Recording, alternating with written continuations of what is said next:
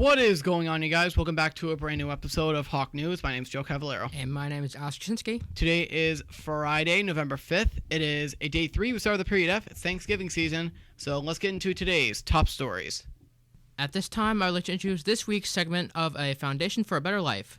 The topic of this week's video is love. Okay, what happened to your passing? You gotta support the puck. Do I have to tell you this? And we're getting killed on the boards. This is your territory, Grimson. Do your job. Grimson.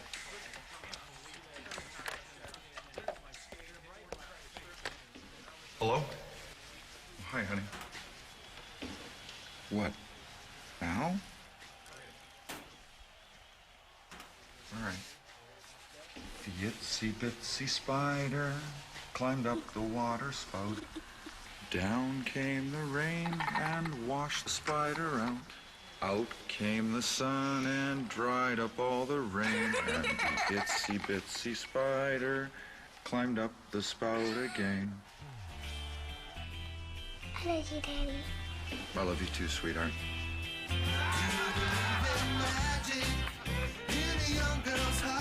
Hey, it's my girl.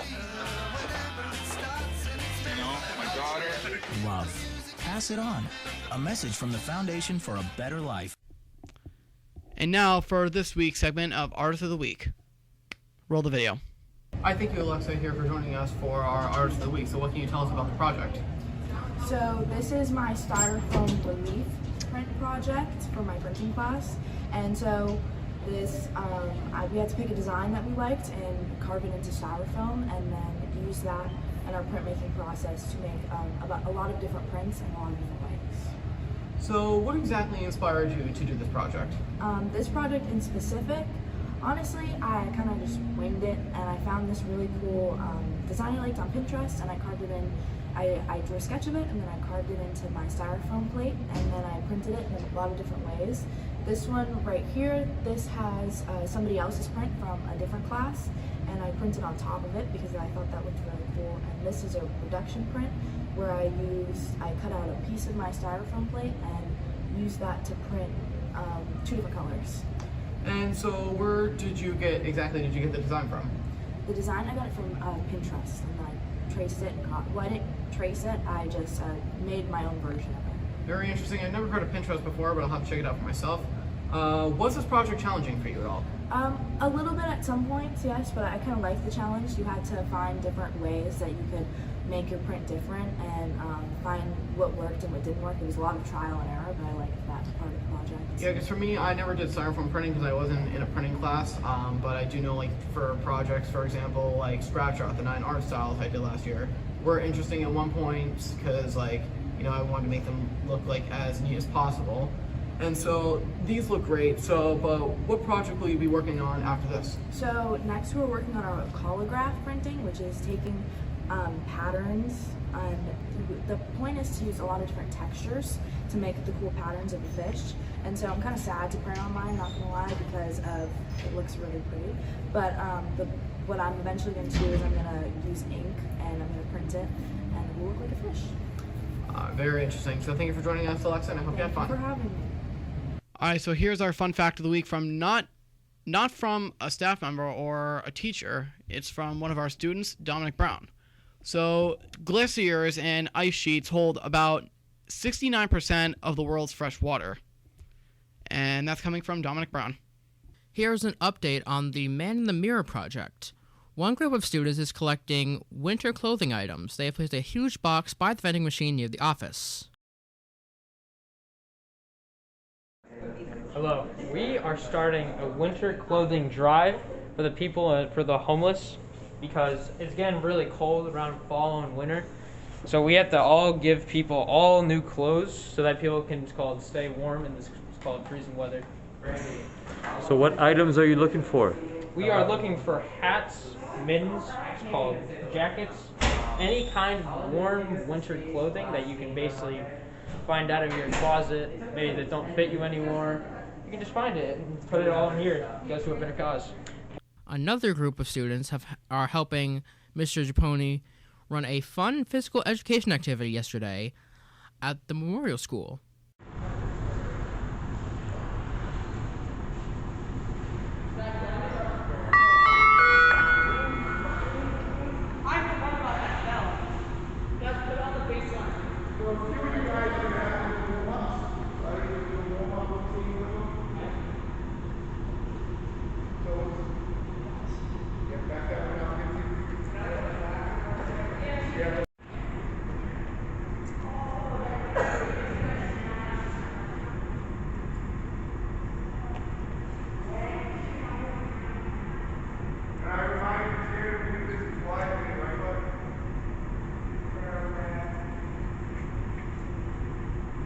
went to the middle school to help with Mr. Chapone's class.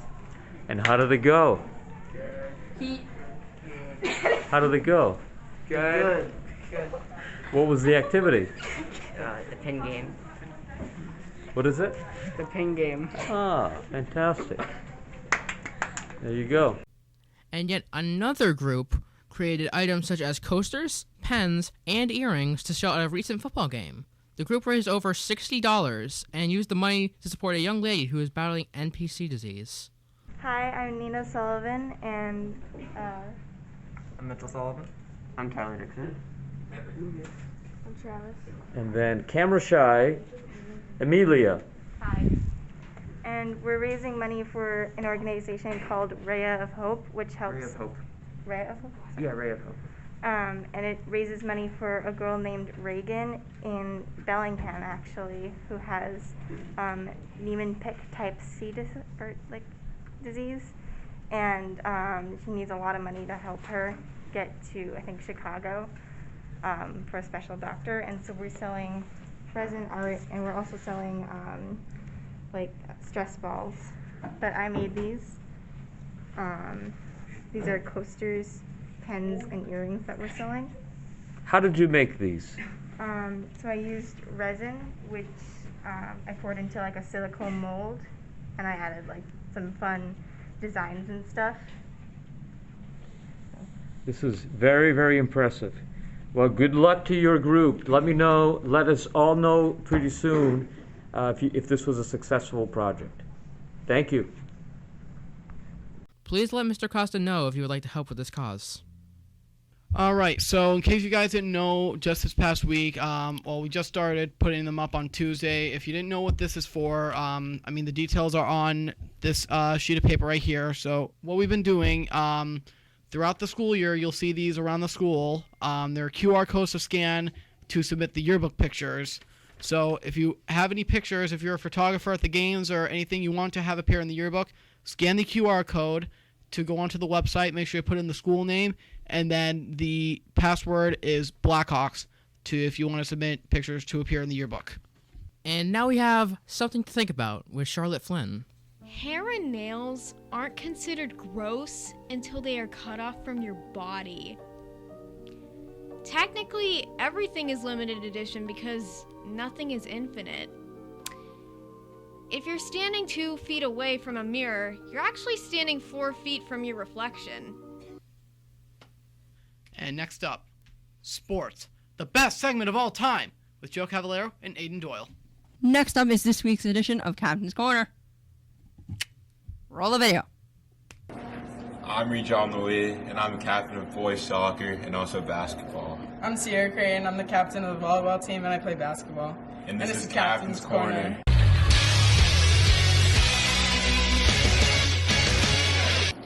It's tournament time, baby, and today the Bellingham Blackhawks boys football team squares off against Medway at 6. Also tonight, we have field hockey traveling to Cohasset at 6:30. This one's a long one, I gotta read off the paper. And while we wish we had the results for you, we did tape this on a Wednesday. Our boys soccer and girls volleyball teams were added on Thursday, and if they won, they'll be moving on with games either Saturday or Monday. Cross country is off with the coaches to the Invitational tomorrow morning. We are hosting the TBL cheering competition this weekend with over 25 teams competing.